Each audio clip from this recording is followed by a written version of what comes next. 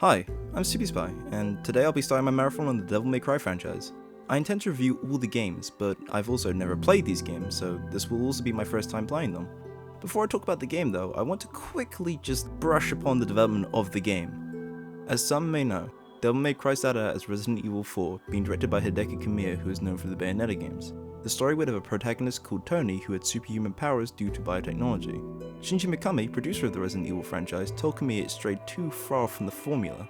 And he does have a point, although I've also barely played any Resident Evil game. It's not really for me, although I said the same about Devil May Cry and here I am now reviewing it. Kamiya decided, instead of just throwing the scraps of what he made away, he made a game from it, and he changed the protagonist Tony into Dante, an edgelord with a sick-ass costume that I really want. And that's how he created Devil May Cry. Now I know I didn't go full in depth, but that's pretty much the entire development history of Devil May Cry, how it was created. It spawned from Resident Evil. I don't really have much else to touch upon. As I said, I'll just be giving a little brush on the development and not a big entire look on it. I'm mainly going to be focusing on the story and the gameplay and how it held up to this day, since it is a 2002 PS2 game, so not all of it's held up. I'm just sidetracking it at this point. On to the story.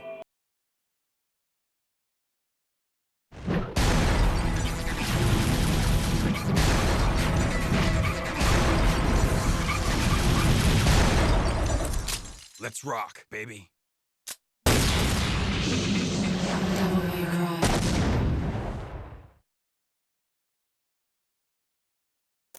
Devil May Cry. 2 millenniums ago, there was a war between the human world and the underworld. One of the demons, Sparda, woke up to... Wait, what did he wake up to? Justice? What does that even mean? How can someone wake up to justice? I get that they're saying he switched sides, but woke up to justice? Really? Was that the best they could do? Point is, he switched sides and fought against the underworld. He ended up saving the powers of Mundus, the big bad of this story, and kept this up. He even had a wife and 2 kids, but eventually he died. His 2 kids were Dante and Virgil. 20 years before the beginning of the game, however, Dante's mother and brother were killed. Dante believed this was the work of Mundus. I'm not actually sure if he did or not, because it's never actually explained upon in this game anyway. So yeah, they're just killed, and Mundus is the big bad, and he wants to kill Mundus, so I'm just guessing at this point. Dante later opens an establishment called Devil May Cry, and wow, that's the name of the game. How meta. He has no work, however, when suddenly a woman breaks through the front door on a motorbike. This woman is called Trish, however, Dante doesn't act surprised. If someone did that to my door, I'd at least yell at them. At least knock and open the door instead of ride a fucking motorbike through it. Like, what the fuck? She somehow knows about Dante's mother and brother being dead. This is the first person Dante's encountered who knows this knowledge. But before he can even ask, she shoots him with lightning. Seriously, first she breaks through his door, then she electrocutes him, and to top it all off, she then throws her fucking motorbike at him. Dante then shoots the motorbike using his guns, Ebony and Ivory, destroying the bike. Right as he's about to kill Trish, she then informs him that she's actually wanting to put an end to the underworld and is actually his ally. If you ask me, that's just an excuse to not be killed. So it turns out Mundus wants his power back, and they can stop him on the island called Malay Island. Dante agrees because Trish looks like his mother, however, when they get there, Trish just leaves. Like, they literally get there and she just jumps away. Just like that. Okay. And now it's Dante's job to trek through the island, fighting any foe who dare stand against him. Whether it be a giant spider, a dark knight, or a giant griffin, or even a giant blob. And Mundus, but that giant blob though. You fight these enemies multiple times at different points in the game. However, when you encounter the Dark Knight for the final time, which, now looking at what he's called, Neo Angelo? Well, that's a sick name. But no, it turns out that Angelo is actually Virgil, Dante's brother, and Dante only realizes this after he kills him when Virgil's pendant falls off him. Dante then puts his and Virgil's pendants together, creating the perfect amulet, giving him entry to the underworld. It also creates the sword, Sparda, which Sparda wielded when he was alive. Man, imagine having your own sword named after you. Wow, can't believe that.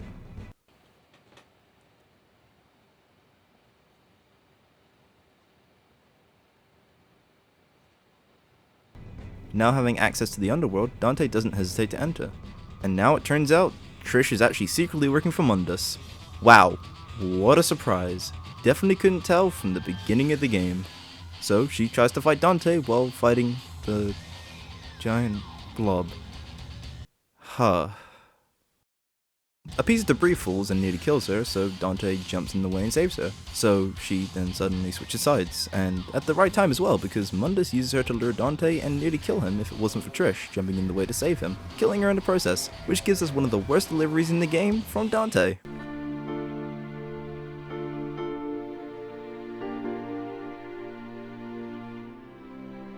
My mother risked her life for me, and now you too.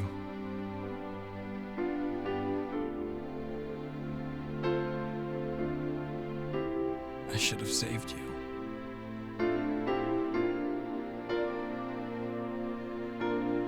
I should have been the one to fill your dark soul with light!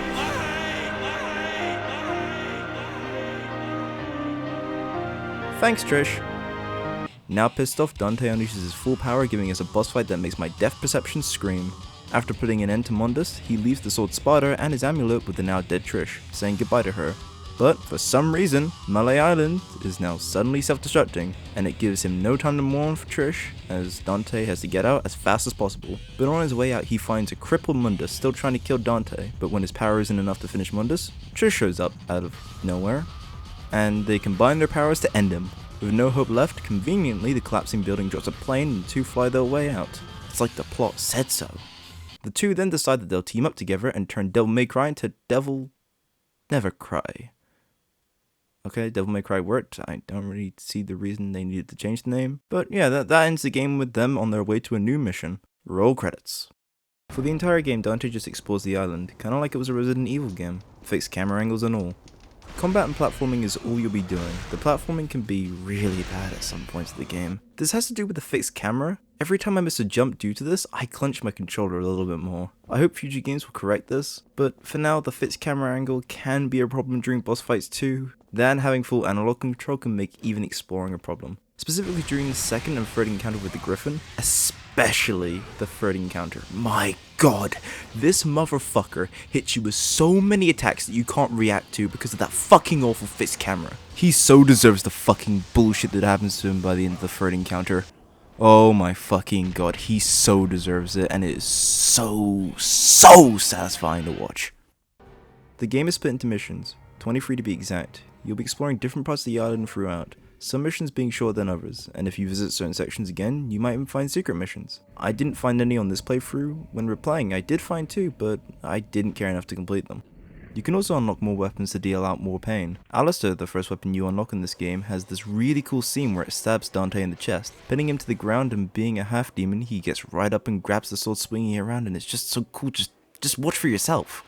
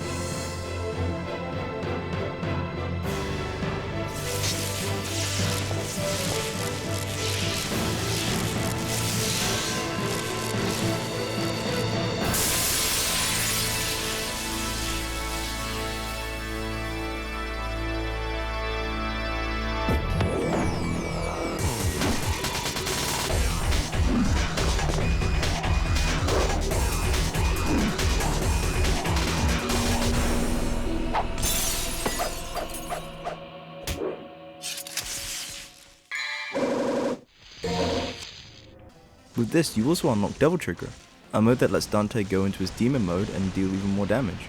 With the right upgrades, you can even fly around and shoot lightning out your fingers. There's Ifrit that allows Dante to punch the shit out of enemies and can shoot fireballs. There's also other firearms like Lucent Umbra, the shotgun, Nightmare Beta, Yamato, the needle gun, and the grenade launcher. In this playthrough, I only got the grenade launcher. Other than the shotgun, I didn't even know these weapons were in the game until researching for this video. This game also goes out of its way to try and kick your ass. In fact, it loves to kick your ass. During the game, you can collect red orbs. You can spend them to get upgrades. I highly suggest you go for the blue orbs and purple orbs. Blue orbs permanently upgrade your health, and purple orbs permanently upgrade your devil trigger, allowing you to take more damage and dish out more damage. You can get a vital star to heal yourself, a devil trigger to recover 5 devil triggers, untouchable to make yourself invincible. I never used that item. Yellow orb, which gives you an extra life. Don't buy them. You can get them easily in some missions, and the best item, holy water. It eliminates all evil around you, basically a screen nuke, but using them in boss fights will do some damage. I use it to cheese the ever-living shit out of the blob nightmare. It's called Nightmare. It's also a nightmare to fight this thing 3 fucking times! Okay, there's some things I want to complain about. Movement. If you want to double jump, then you gotta use Alistair, but first, you gotta buy it. You wanna fly around and shoot lightning out your fingers? That's another Alistair ability you need to buy. Fireballs for Ifrit? Same thing. In my first playthrough, I didn't bother with any of these. I didn't care. I used the grenade launcher throughout because it dishes out a nice amount of damage, while also filling up my devil trigger. And the Spada? The weapon you get after you defeat Neo Angelo? Fuck the Spada! This weapon takes away your devil trigger, something I rely on. And the needle gun. Oh, and the needle gun. First of all, you can only use it underwater, and I don't know if it's even possible to beat the game without it, because you can in fact miss it, and being underwater, holy fucking shit! Fuck the underwater sections. It isn't that bad when you get used to it, but the fact that it only shows up a few times shows the devs knew they made a big mistake and fucked up big time, but didn't want to take it out. And the underworld. Oh, I hate it. These fucking seaweed pieces of shit will grab hold of you and stun lock you, draining you until you're at 1 health. They don't kill you, so 1 hit from an enemy after that, and you're fucking dead. And the dynamic between Dante and Trish, I just couldn't give a shit.